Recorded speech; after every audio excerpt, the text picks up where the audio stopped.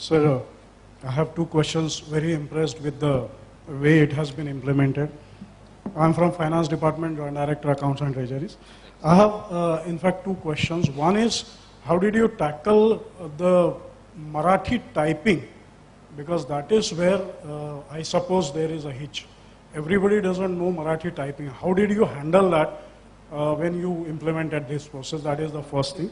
Second thing is, there are certain documents like registers, certain other documents which are prescribed by law, by rules.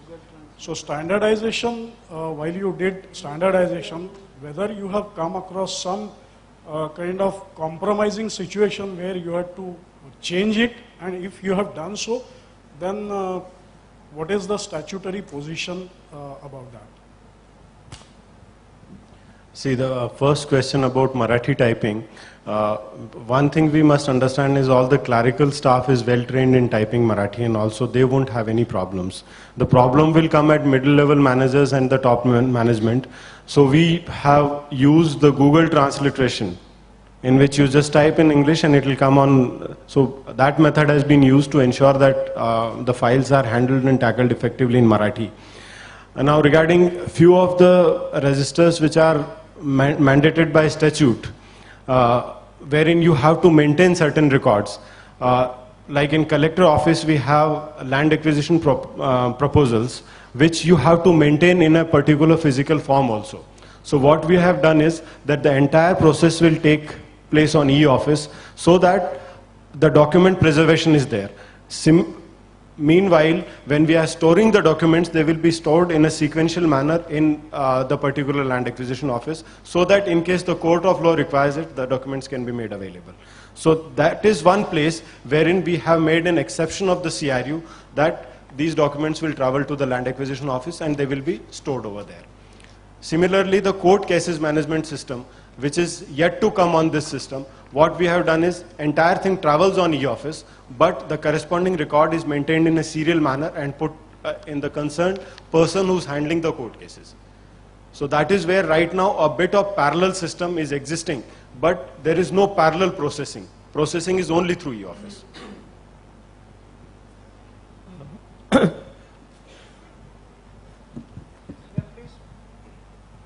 Hello.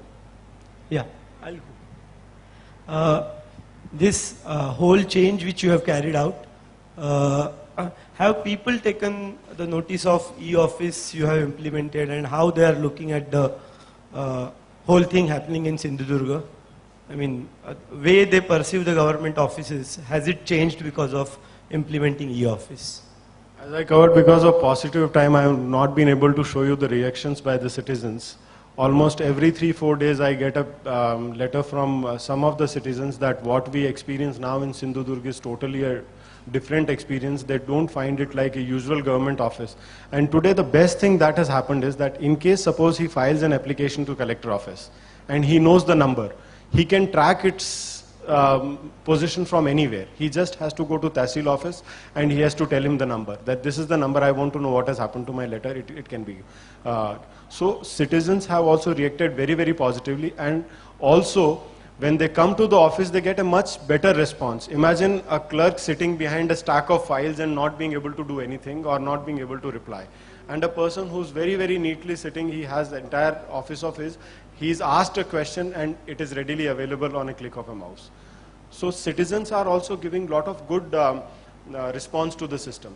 They're saying that once, yes, we do have certain issues of speed sometimes, so that time it becomes difficult. Otherwise, when the network is working properly, when the citizens come, their information is given to them within no time. So they are also reacting very, very positively, and to the extent that our public representatives are so happy with this system that now nobody can tell you that something has happened and it has been done by someone else. Everything is very, very clean and transparent, that where and what is existing. So it has been appreciated by public as well as public representatives, and even the employees are happy. So I have a very simple question. When you scan, you said files come in and they're scanned and they're put to the CRU. The file format that you normally prefer is what? Is it JPEG? When they are scanned? So they are all saved as images.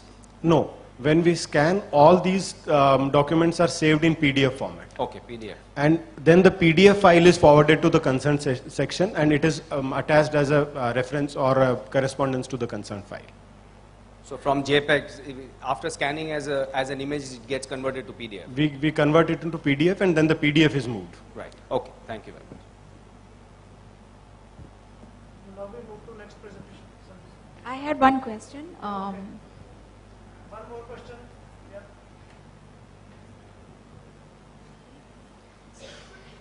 Hello. Yeah, please. Yeah. So I think this is an amazing initiative taken up in Sindhudurg. Just wanted to know, since the entire initiative has led to improvement in productivity, what has been the negative implication, maybe from the staff or the task force, probably who is more free now? So has there been a retrenchment, or have they been mobilized for some better tasks? How was that handled? I didn't quite get your question. Can you just... See, when people, our staff becomes more efficient, obviously some of them can be moved out to some other kind of work, retrained and do some other kind of work. And in typical government offices, there are 15-20% vacancies. Okay. So definitely, rather than retrenchment, it leads to basically more optimum use of resources and employees not getting that much overload. That's the immediate impact. And within government, there is enough lateral movement possible within office or in nearby offices, and that also keeps on happening. For example, in dairy development department, it happened. And normally, even in our treasuries, when we went checkless, I found that in a typical treasury, there is 60-70 people in a district treasury, and about 20 are focusing on reconciliation. So when we go checkless, this 20 comes down to 2 or 3 people requirement. Right. So others can be used up in those areas where public interface can be speeded up. Okay. So that's the way slight reorganization happens. The similar things will happen here, but in Okay. some period of time. Sure. Thank you. Sir, good afternoon. This is Ramani from DIT. So 2 questions, sir. Number 1, in terms of the size of the team, let's say if other district wants to go about implementing that, what would you recommend in terms of the technical size of the team, and what sort of participation is required from the district officers or other officers themselves, and what was the volume in Sindhudurg of your team, the core team of your office?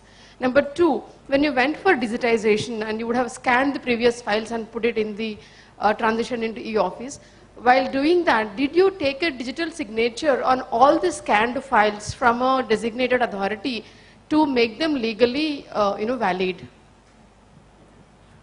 Regarding the volume of work, see, as far as my district is concerned, I have number of employees are less because of vacancies or whatever.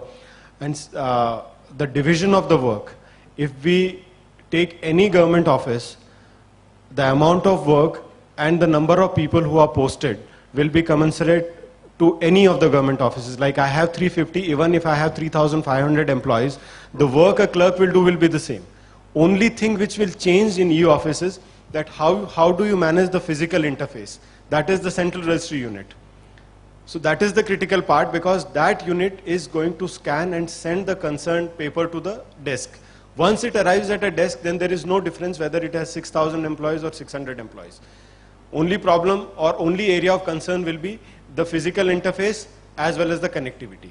So that can be worked out. To give you an example, I think Collector Office North 24 Parganas, it is one of the largest collector offices, and Collector Office has about 600 employees. And they are operating e-office on a local area network, and it is working perfectly fine there also without any issues. So it is not the number of employees, it is how the physical interface is managed and how your network is managed. That is all you have to do. And second thing which you asked about is migration of the physical files into electronic environment. If you know that each physical file which is there, your correspondence is numbered. Secondly, each note sheet which is there, it is signed by all the employees. So you do not have to resort to signing the file yet again. Means whatever is scanned, it already has the signature of the concerned person. And when we are closing it in e-office, as it is, the day it is closed, it is marked by the concerned branch head that this file has been closed and migrated onto the e-office. And when you migrate the file, your note sheet is migrated in the note sheet section and your correspondence is migrated in the correspondence section after due numbering of each and every paper which is there in the file. So as it is, you don't need the signature of the concerned person because signatures are already appended. And then the next note sheet starts in the electronic mode. Thank you.